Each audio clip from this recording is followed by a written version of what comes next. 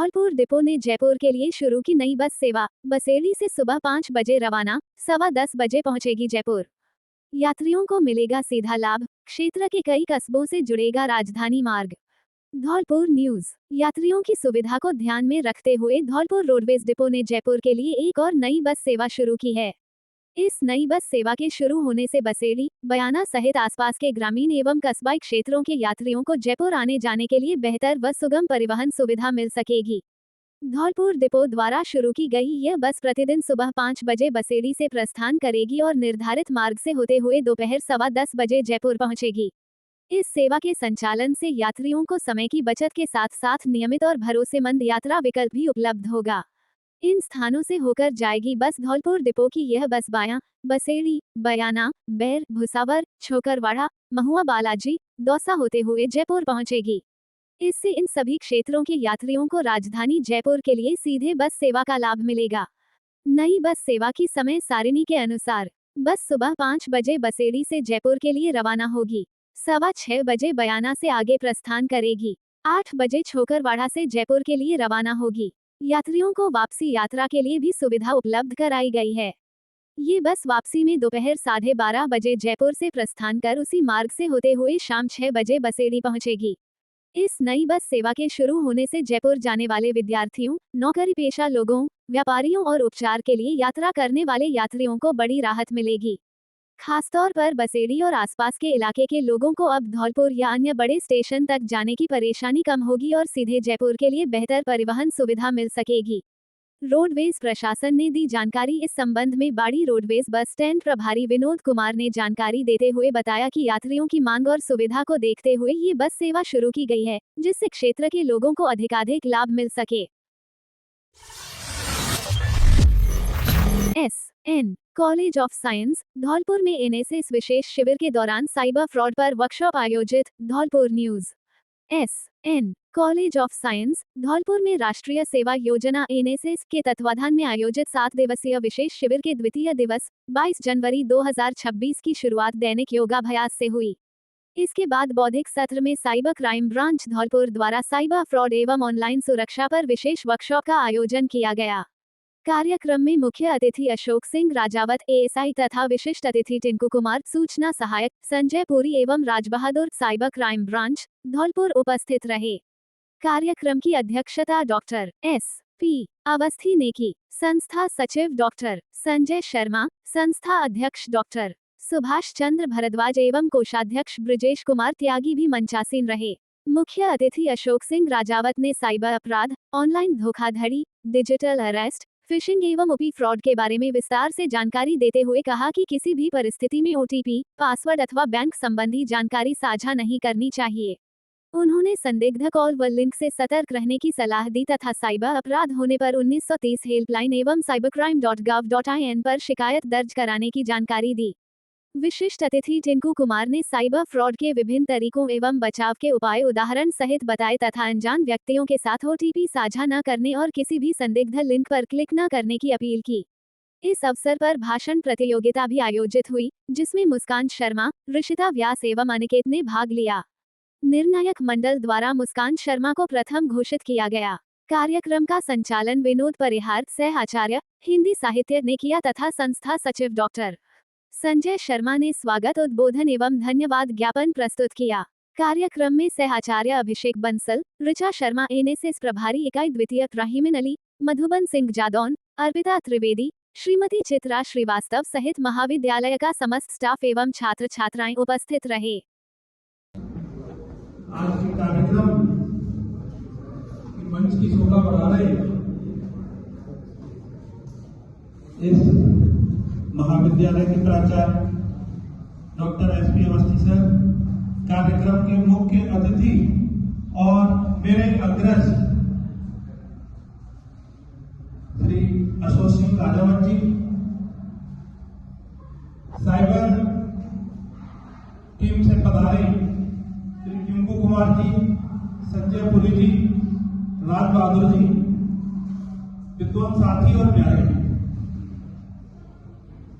वर्तमान समय में साइबर क्राइम अपने आप में एक बहुत बड़ी समस्या और एक ज्वलंत मुद्दा है,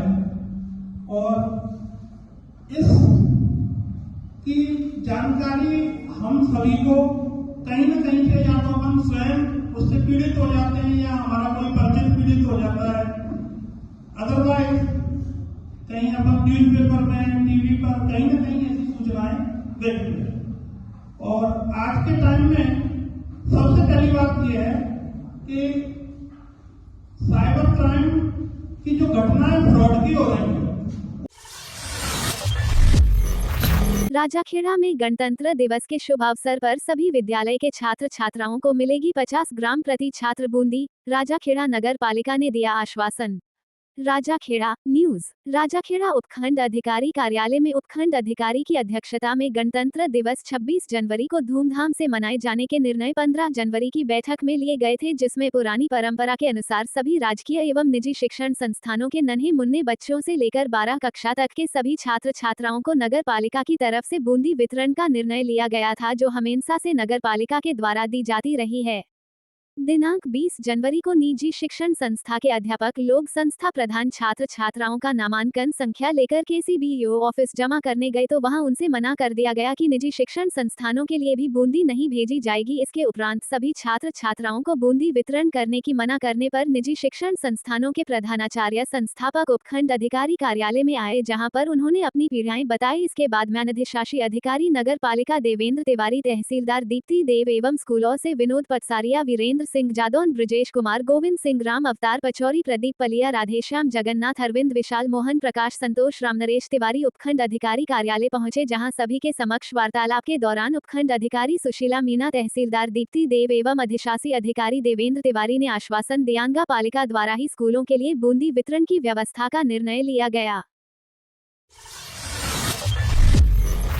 बाड़ी में 2 दुकानों पर खाद्य सुरक्षा विभाग की कार्रवाई, तेल व मैदा जब्त। बाड़ी न्यूज।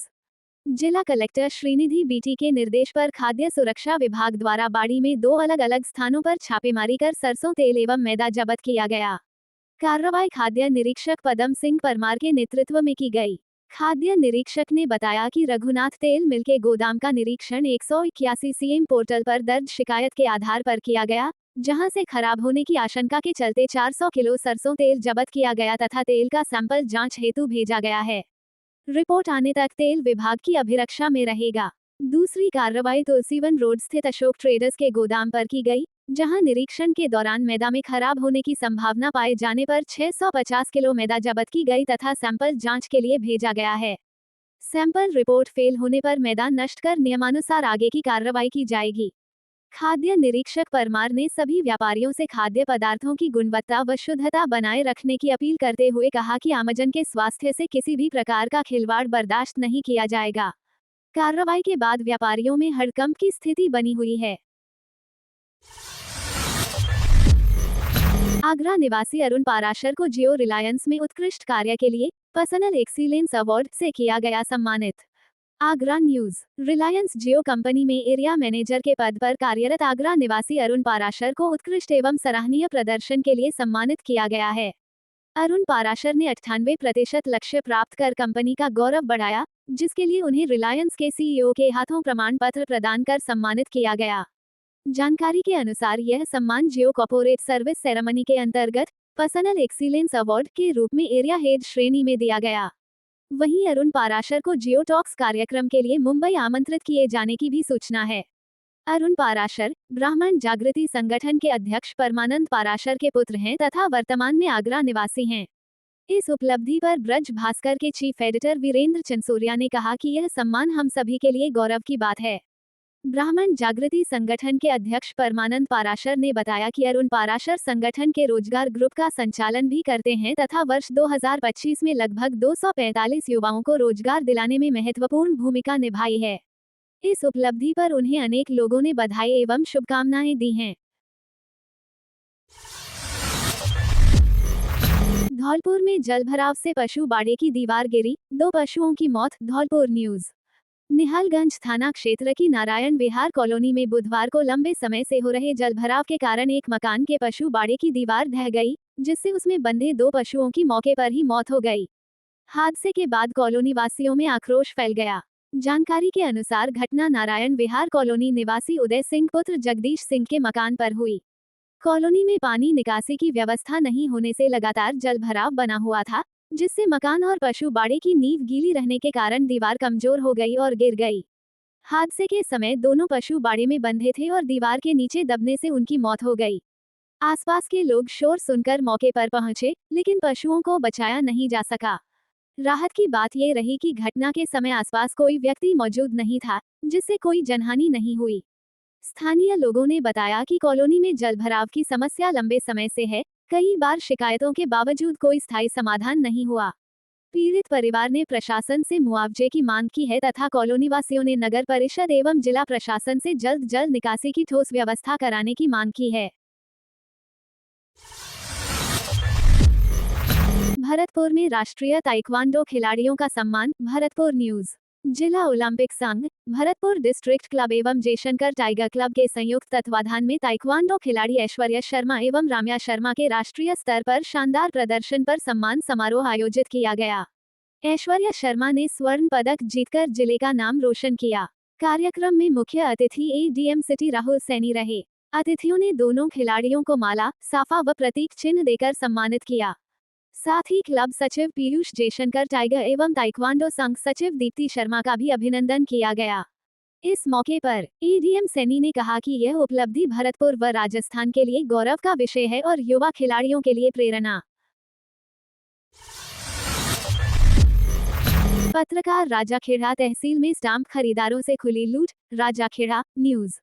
राजाखेड़ा तहसील के अंदर बैठने के लिए राजाखेड़ा तहसील में 11 स्टाम्प वेंडर ही अधिकृत है एवं 6 स्टाम्प वेंडर मुरैना उप तहसील के लिए अधिकृत है, जिनके पंजीयन रजिस्ट्रेशन भी तहसील के नाम से ही मंजूर हुए हैं, लेकिन उपभोक्ताओं से स्टाम्प वेंडरों के द्वारा स्टाम्प की कीमत से कहीं अधिक मनमानी कीमती वसूल की जाती है, जबकि 100 रुपए के स्टाम्प पर 30 रुपए का अतिरिक्त भार आता है, जिसमें 10% गायों का, 10% आधारभूत एवं 10% प्राकृतिक आपदा का है। 100 रुपए का स्टाम्प 130 रुपए में मिलना चाहिए, जबकि 100 रुपए के स्टाम्प पर 1 से 50 रुपए वसूल किए जाते हैं। 50 रुपए के स्टाम्प पर 80 से 90 रुपए तक लिए जाते हैं एवं 500 रुपए के स्टाम्प पर 700 से अधिक पैसे लिए जाते हैं। इस प्रकार खुली छूट होने के कारण आप उपभोक्ताओं का आर्थिक शोषण किया जा रहा है। क्या राजाखेड़ा तहसील प्रशासन उपभोक्ताओं को आर्थिक शोषण से मुक्ति दिलाने कार्रवाई करेगा?